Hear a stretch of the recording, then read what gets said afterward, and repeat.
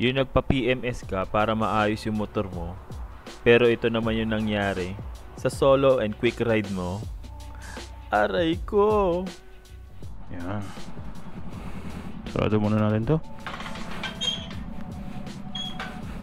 Okay.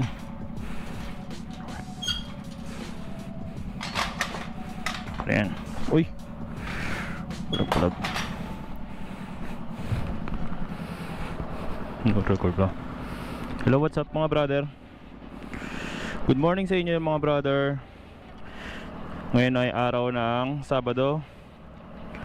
Tara, samahan nyo ako, pupunta tayo ngayon sa Honda Big Wing Ayutthaya. At ipapa-PMS natin itong si Red. Okay? Samahan nyo ako guys. Happy Saturday sa lahat. Sawadee krap! Shoutout nga pala. Tayo naka-move it ano ngayon, no? Naka pang move it tayo na riding jersey. Maganda muna tayo. Part time. Tara, let's go. Lord guide us po, Lord God. Ingatan niyo po sana ang bawat isa sa amin. Salamat po. Let's pray in the mighty name of yours, my Lord Jesus and Savior. Amen. Amen po, Lord. Thank you. Let's go.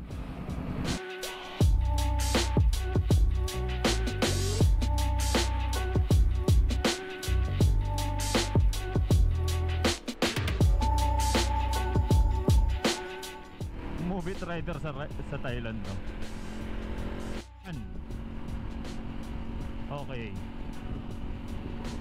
Nandito tayo ngayon sa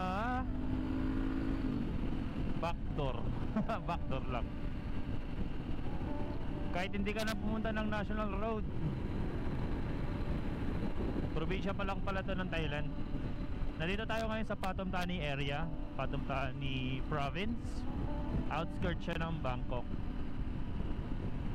May 45 minutes din ang biyahe papuntang Ayutthaya Big Wing. So yun ang i-enjoy natin ngayon sa pagdadrive. Sarap.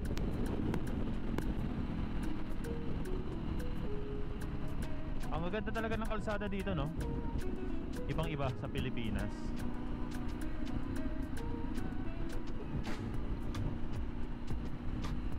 Tanghali gaming. Tanghali rides gaming. Yes, still recording.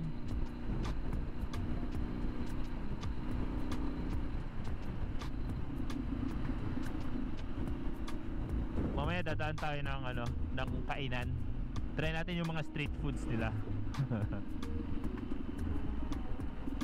Yes sir. Kaya tayo sinasabi ko, may trailer truck. Yung truck na may trailer.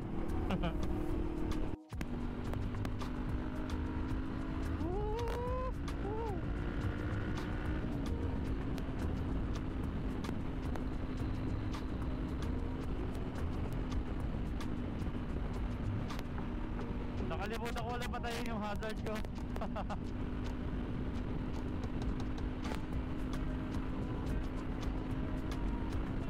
Ito na yung mga takbuhan. 120 normalan lang.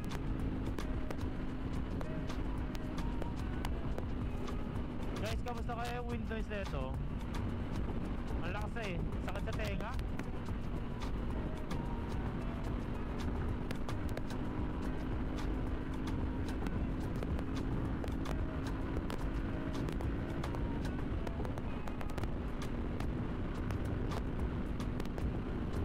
Lakas ang hangin. Nahangin ako. Ang hangin. Cute. Ito ba ito?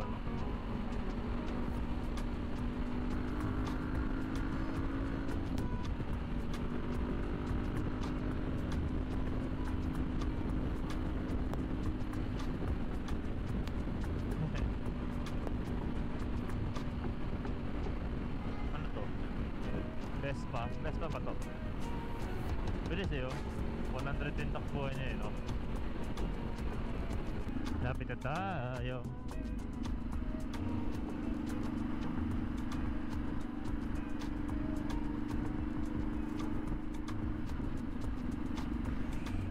Service Big Bike.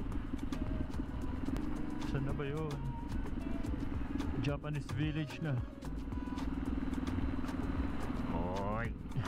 Arigato. Arigato. Ichin. Ay, ito. Nandito na.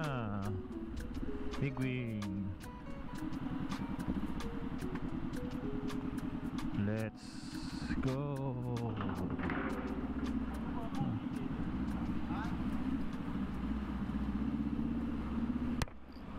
Sorry.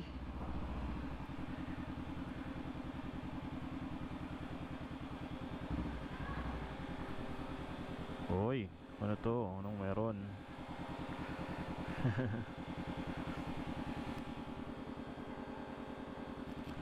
Tara, baba muna tayo. Hari kap.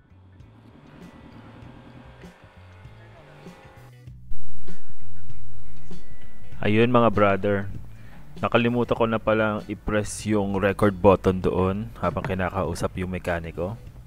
So iniwan na lang muna natin sa garahe si Red, yung ating CBR 500R. At habang naghihintay sa loob, nakikita ako ng CBR 650R na 2025 version, syempre. And sinubukan natin siyang upuan at i-feel kung bagay ba sa atin ang 650R na CBR. See, check natin yung sitting position, kung lapat pa sa ating pag-upo at pagtayo. And syempre, yung handling. Oh.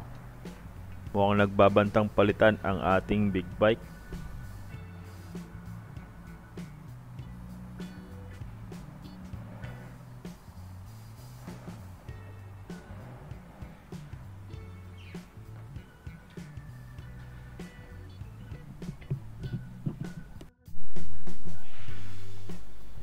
At syempre, hindi ko rin pinalagpas yung isang naka-display na motor nakatabi ng CBR 650R.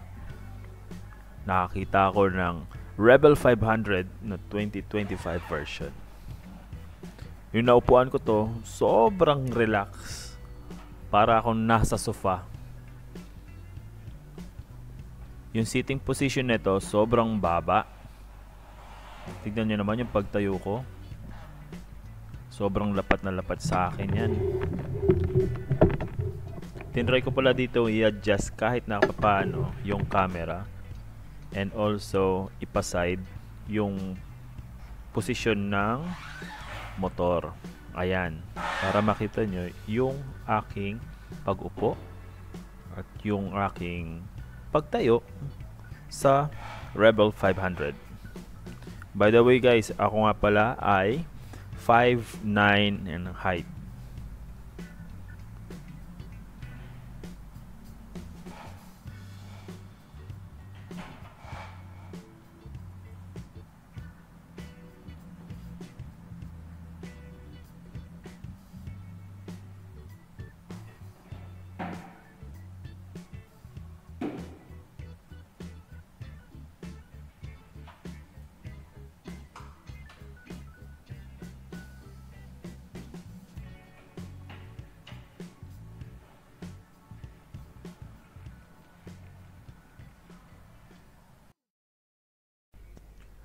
At ayun na nga guys, natapos na rin ipa-PMS si Red. Medyo madami-dami din ang napalitan at in-adjust. Pero ngayon, okay na ulit. Parang na-refresh na rin si Red. Naisipan ko na mag-ride muna sa Ayutthaya Province at maghanap-hanap ng mga temples na pwedeng bisitahin. Nag-search na rin ako dyan kung saan pwedeng kumain at maghanap ng masarap na kakainan. Para ma-share ko rin sa inyo yung mga ibang putahe o ibang mga street foods dito sa Thailand.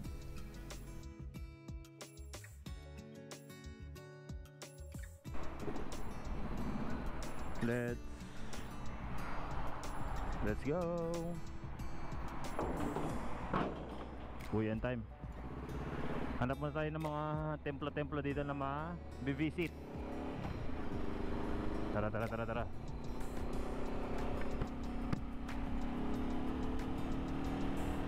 Ganda.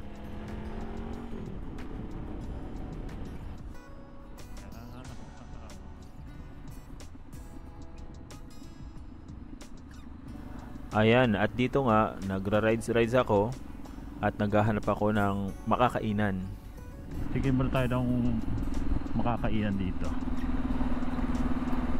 Kaso nga lang, yung sakto na pagpatay ko ng camera, nasa likuran ko na yung pulis. Ito nga tayo.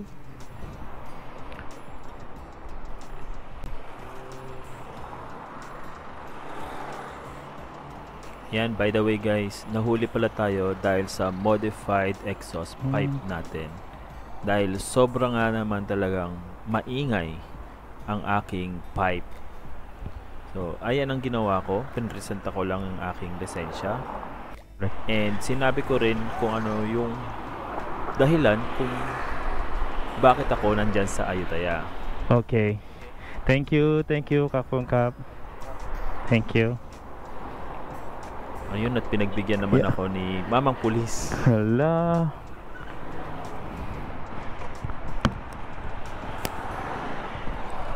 Kap. Hala. So, ayun, na-warningan pa nga tayo dahil sa ingay ng ating motor. Bawal pala dito sa Ayutthaya. Ayutthaya province ang maingay na motor. So, ayun, na-warningan tayo. Alam na this. Pakapalitan na natin siya ng medyo tahimik. Agoy. So, alam na. Palit. Let's go. Na-warningan na tayo. Alam na. Dapat next time hindi na.